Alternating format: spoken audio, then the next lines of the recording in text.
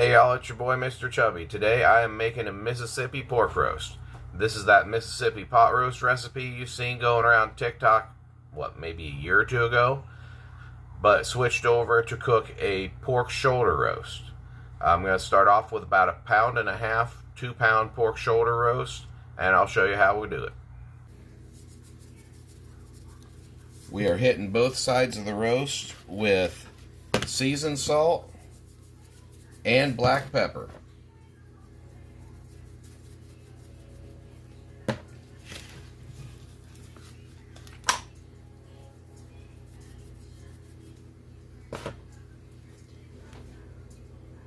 Gonna rub flour along the whole thing.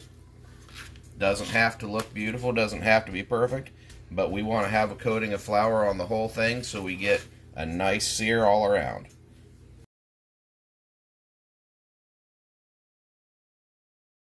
That was about 1/4 cup of flour. It is going to go into a hot pan with about 2-3 tablespoons of oil, and then we're going to cut the video off here so I can wash my hands and get that into the pot. And I'm back. I washed my hands and also the outside of that pepper container. I've got this oil hot, 2, maybe 3 tablespoons of oil in a non-stick skillet. We are going to put this roast in there. We're going to let it fry for about 4 minutes aside, and then we're going to pull it up on edge with a pair of tongs and kind of rock the edge around to get an all-over sear.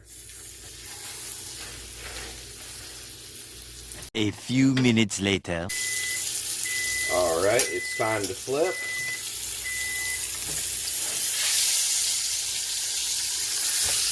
That is that crust we are looking for. We're going to do this for about 4 more minutes.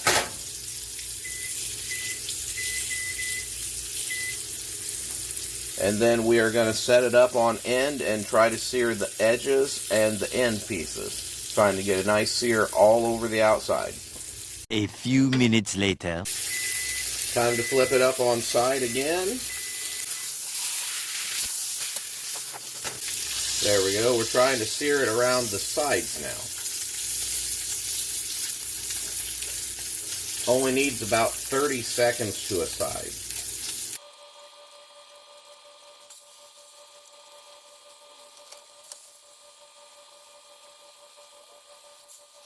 And I'm going to cut away to get the camera moved. We got that roast seared on all sides. Don't worry, there will be blood showing, but that's okay because it is going into the crock pot on low for 7, maybe 8 hours. We are going to top this with about 1/2 cup of chicken broth, which I am pouring into the pan first to deglaze the pan. That's going to give us that wonderful taste from the searing process, but it's also going to make it a whole lot easier to clean that pan afterward.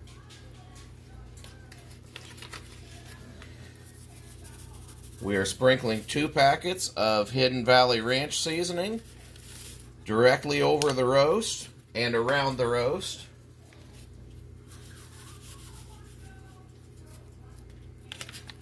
We are going to make Paula Deen proud because we are topping it with a whole stick of butter. And then around the roast, you're going to want at least 5 or 6 pepperoncini peppers. We've done the entire jar before, and it is delicious. Nothing about this roast is like a normal pot roast. And maybe that's why I like it. You can do this roast with beef or pork. I've even seen it done with chicken breast. It all turns out delicious. The chicken breast being thinner, you probably wouldn't need the whole 7 or 8 hours. Alright, at this point we've got the roast seared, topped with ranch seasoning, topped with a stick of butter, surrounded with pepperoncinis, and covered in broth. We are going to get a lid on this, and it is going to cook on low for 7 or 8 hours. So we will check back then. We are back about 7 hours later. On a larger roast, I probably would have gone for the full 8 hours. The roast is going to come out, get put on a plate or cutting board, and then get covered up. Oh, look at that. It is so tender, y'all. Literally falling apart when I try to pick it up. There's no letting this roast rest on the cutting board before you cut it.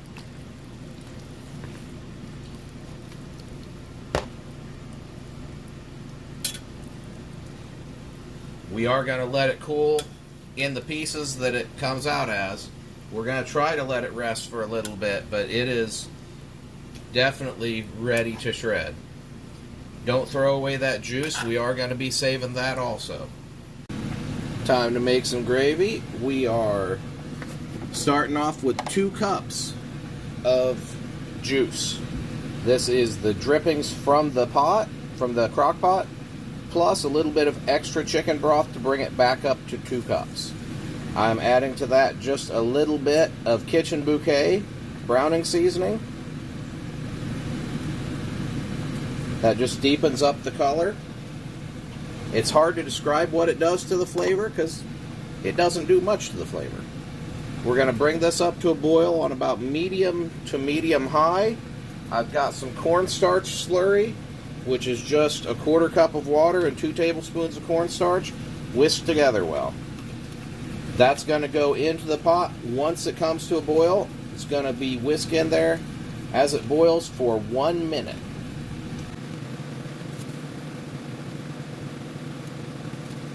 Alright, we are just now hitting a boil. I am making sure that it is all whisked together well. And we need to keep stirring this constantly, whisking it until it has come back up to a boil and boiled for 1 minute.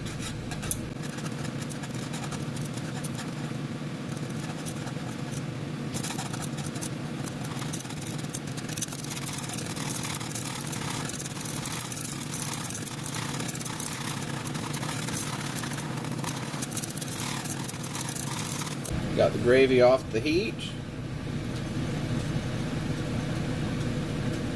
Look at that beautiful color and that nice silky pour. Alright, the roast has been setting under foil for about 8 minutes or so. We are going to debone it and we're going to remove any of the fat from around the edge.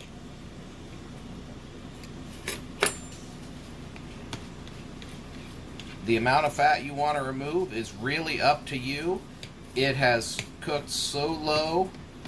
It is super tender.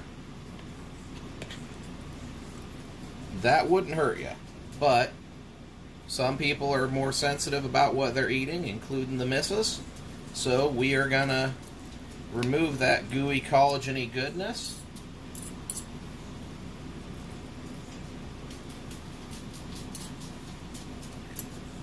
But save that nice tender meat. Because I picked a bone-in roast, we do also have a little bit of bone to be rid of.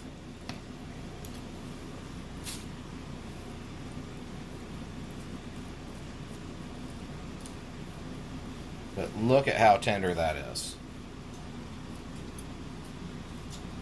Literally just falling apart.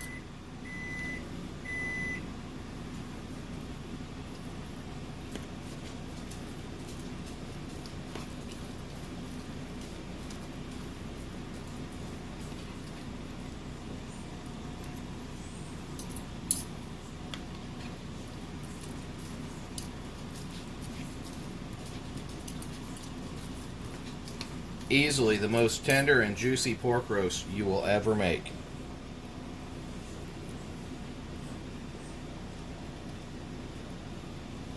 Oh yeah.